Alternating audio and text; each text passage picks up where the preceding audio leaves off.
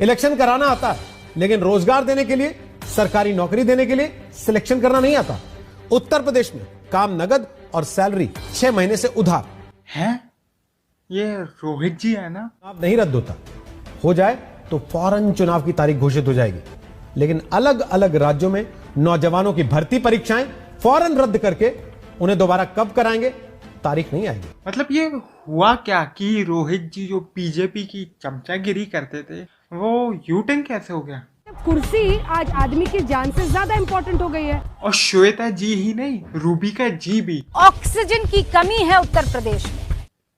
सबको बोल रहे हैं मास्क पहनो, ये करो वो करो, मगर बीजेपी और तृणमूल के जितने रैलीज होते हैं, लाखों की संख्या में लोग आते हैं, कितने लोग मास्क पहनते हैं?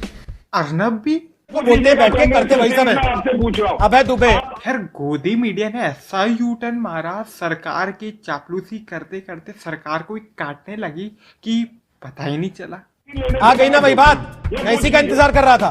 प्रधानमंत्री कहते हैं कि जहां मैक्सिमम टेस्टिंग हो आप अधिकतम से अधिकतम नंबर बताइए, इसमें कोई शर्माने घबराने की बात नहीं है। लेकिन बीजेपी के प्रवक्ता टीवी पर बैठकर कहते हैं 60,000 केस हैं, देखो इनसे तो संभला नहीं। मुझे ये समझ में नहीं आ रहा कि ये जो यूटर्न एकदम से मारा गया है, रीजन क्या है पीछे? क्या इन्हें पेमेंट नहीं मिली है? इलेक्ट्रॉनिक वोटिंग मशीन नहीं, बल्कि इसका मतलब हो चुका है एवरी वोट मोदी। 5 राज्यों में जनरल इलेक्शन ही नहीं हो रहे, ये लेजिस्लेटिव इलेक्शन ही नहीं हो रहे, बल्कि उसके साथ साथ कई राज्यों में जो है वो अदर इलेक्शन भी हो रहे हैं, जैसे कि यूपी के अंदर पंचायत के चुनाव की वजह से जो ट्रांसमिशन है वो बढ़ रहा है। 5 राज्यों में विधानसभा चुनाव हो रहे हैं और चुनाव दरअसल लोकतंत्र का, किसी भी लोकतंत्र का सबसे बड़ा पर्व होता है, मेला होता है। एक ही दिन के लिए जनता जनार्दन होती है, भगवान होती है, अपने प्रतिनिधियों को चुनती है, फिर वो भगवान हो जाते हैं, वो अलग बात है। बट नेता इज बिजी इन रैली और दूसरी चीज ईवीएम चुराने में। कहानी अच्छी है, बस विवाद इसे लेकर है कि कहानी सच्ची है या नहीं, क्योंकि चुनाव आयोग ने जो सफाई दी है वो कहानी जैसी है। अब कहां कोई चुनाव ऐसा गुजरता है जब इलेक्ट्रॉनिक वोटिंग मशीन को लेकर कोई घटना ना हो जाए और कोई अफवाह न फैल जाए। कहीं पे गाड़ियों में ईवीएम मिल रही है। असम के करीमगंज में बीजेपी के विधायक की कार से ईवीएम मशीन बरामद होती है, बल्कि पूरी पोलिंग पार्टी उस कार में पोलिंग पार्टी बैठी मिलती है। लेकिन फिर भी गौरव भाटिया जी को देखिए कि वो बोल क्या रहे हैं। आपके कैंडिडेट की गाड़ी से ईवीएम मशीन का निकलना आपके लिए कितनी बड़ी पॉलिटिकल एम्बैरेसमेंट है। कमीशन ऑफ इंडिया पे सवाल उठाना ये दिखाता है किस तरह से कांग्रेस पार्टी का, राहुल गांधी का खुद का दिमाग हैक हो रखा है। मतलब भैया आपकी गाड़ी में से, मतलब आपने चोरी किया, आपकी गाड़ी में से ईवीएम मिले और मीनवाइल आप ही। सामान्य अगर कांग्रेस की गाड़ी से इस तरह की ईवीएम निकलती तो आपका क्या रिएक्शन होता? क्या बोलते आप? सवाल बहुत बेसिक है ये, इसका जवाब दीजिए जिम्मेदारी के साथ गौरव जी। राहुल गांधी का दिमाग हैक हुआ है नहीं हुआ विषय वो नहीं है, इस समय महत्वपूर्ण विषय ये है कि वो ईवीएम आपकी गाड़ी से, बीजेपी के कैंडिडेट की गाड़ी से कैसे निकली। मेरे पास कोई अल्फाज नहीं है, मुझे माफ कर दे आप लोग सारे। तो वही बात हो गई, उल्टा चोर कोतवाल को डांटे। क्यों दे आपके प्रश्नों का उत्तर, क्यों दे आपके प्रश्नों का उत्तर? राहुल गांधी का दिमाग हैक हुआ था, ये तो पता है, प्रवक्ता का दिमाग कैसे हैक हो सकता है? अरे कौन होती हो आप सवाल पूछने वाला? आप होती को सवाल पूछने वाला? ये संयोग नहीं है, ये आपके प्रयोग है। आप क्रोनोलॉजी समझिए अंजना जी, क्रोनोलॉजी समझ लीजिए। इन्हीं की भाषा में बात करूं। खैर इत्तेफाक पता नहीं कितने होते हैं जिनकी कोई सीमा ही नहीं, आप सोच ही नहीं सकते। इलेक्शन कमीशन की गाड़ी खराब होती है, उसी समय वहां पर बीजेपी के कैंडिडेट की गाड़ी आ जाती है। बाय गॉड, इतने संयोग मैंने मेरी जिंदगी में नहीं देखे। मैंने कोई हिंदी फिल्म में भी इतने संयोग। मेरे 5 सवाल भी सुन ले, उत्तर ले लीजिए। बोले जल्दी से बोलिए, अपनी बात पूरी ऐसे नहीं चर्चा होती, उनके सवाल है क्या? अरे भैया, फिर आपके कैंडिडेट की गाड़ी में ईवीएम मिल रही है और आप यहाँ पे सवाल पूछ रहे हो, आपको तो नतमस्तक होके हाथ जोड़ के माफी मांगनी चाहिए। और ये अकेले ही नहीं है, टीएमसी खुद भी चोरी कर रही है। मतलब टीएमसी नेता के घर पे ईवीएम पर आती है। कुलुबेरिया के सेक्टर अफसर तपन सरकार रिजर्व ईवीएम को लेकर चले गए हैं और अपने एक रिश्तेदार के यहाँ सो गए। वो रिश्तेदार तृणमूल कांग्रेस का नेता निकला। मतलब कुछ भी, ईवीएम लिया और समोसा खाने चले गए, ईवीएम लिया मामा जी से मिलने चले गए, ईवीएम लिया दोस्त की सगाई में चले गए और खा पी कर वहीं सो गए टेरेस। मतलब कुछ भी हो रहा है इलेक्शन, कुछ भी। कोई सो जा रहा है, कोई बेवकूफी कर रहा है, कोई 90 की जगह 181 वोट गिरवा दे रहा है। इस बार चुनाव आयोग को अपने दिशा निर्देशों में यह भी शामिल करना चाहिए कि मतदान अधिकारी को कहां नहीं सोना है और किस किस की गाड़ी से लिफ्ट नहीं लेनी है। लेकिन कहानी खत्म नहीं हुई। असम से खबर आती है कि एक मतदान केंद्र पर कुल 90 वोट हैं, लेकिन पड़ गए 181। मतलब कुछ भी। Now back to our topic, U-turn by गोदी मीडिया। रोहित सरदाना जी ने एक बहुत अच्छी बात कही। इलेक्शन कराना आता है, लेकिन रोजगार देने के लिए, सरकारी नौकरी देने के लिए सिलेक्शन करना नहीं आता। उत्तर प्रदेश में काम नगद और सैलरी 6 महीने से उधार। चलो कम से कम ये क्वेश्चन तो पूछ रहे। रद्द होता हो जाए तो फौरन चुनाव की तारीख घोषित हो जाएगी, लेकिन अलग अलग राज्यों में नौजवानों की भर्ती परीक्षाएं फौरन रद्द करके उन्हें दोबारा कब कराएंगे, तारीख नहीं आएगी। लेकिन अनएम्प्लॉयमेंट एक बहुत बड़ा मुद्दा है जिसे हर न्यूज चैनल को उठाना चाहिए, जो कि वो नहीं कर रहा है। वो सिर्फ एक ही काम में बिजी रहता है। एक बेटा एक बेटी वर्षों तक मेहनत करके एक नौकरी की परीक्षा में बैठे, इम्तिहान पास करें, नियुक्ति पत्र का इंतजार करते रहें और एक दिन 4 लाइन की सरकारी चिट्ठी आ जाए कि भर्ती प्रक्रिया रद्द की जाती। राजनीतिक पार्टी से पूछूंगी, वो बोलेगा सामने वाला भी तो कर रहा है, लेकिन ये वो खेल है जो सब खेल रहे हैं। इलेक्शन सबसे बड़ी देशभक्ति होती है। मतलब कुर्सी आज आदमी की जान से ज्यादा इम्पोर्टेंट हो गई है। अंजना जी भी कब बदल गई पता ही नहीं चला।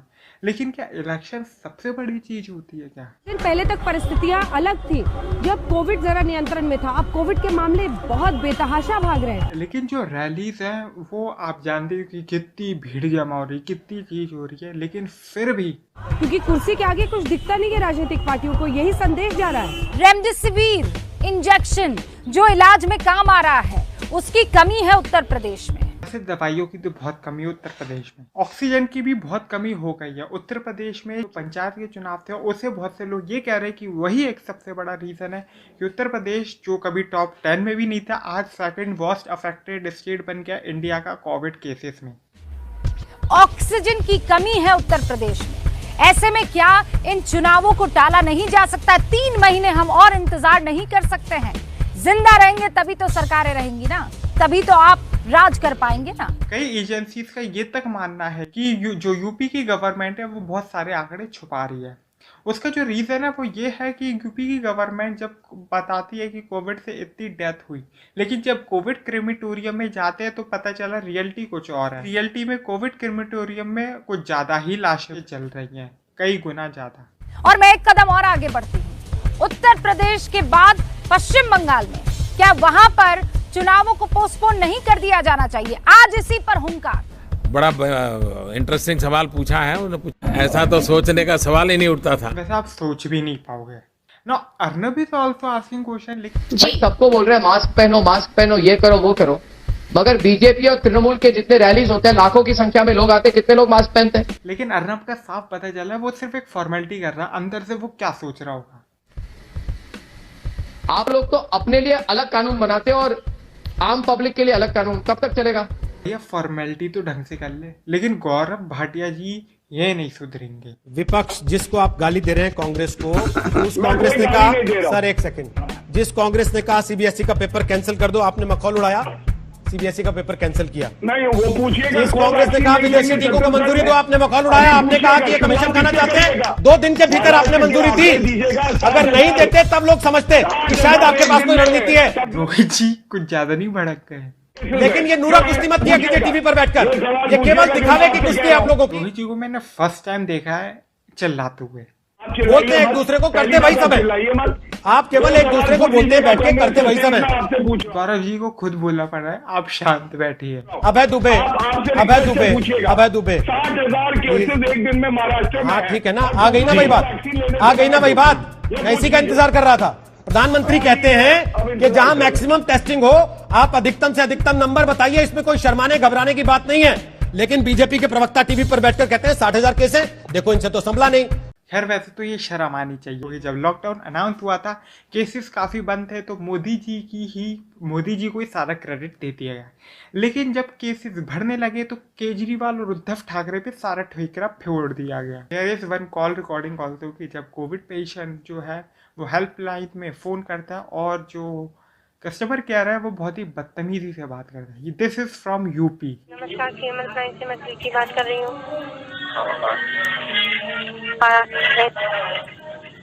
सुन पा रहे हैं? हेलो, सुन पा रहे हैं? हाँ सुन पा रहा हूँ, बताएं। संतोष कुमार से बात हो रही है? जी हाँ। हमारी जानकारी के अनुसार वर्तमान में आप होम आइसोलेशन में हैं। जी। आपके द्वारा चिकित्सा विभाग के होम आइसोलेशन ऐप को डाउनलोड कर सूचना नियमित रूप से भरी जा रही है। कोई नहीं दी गई सूचना अभी तक।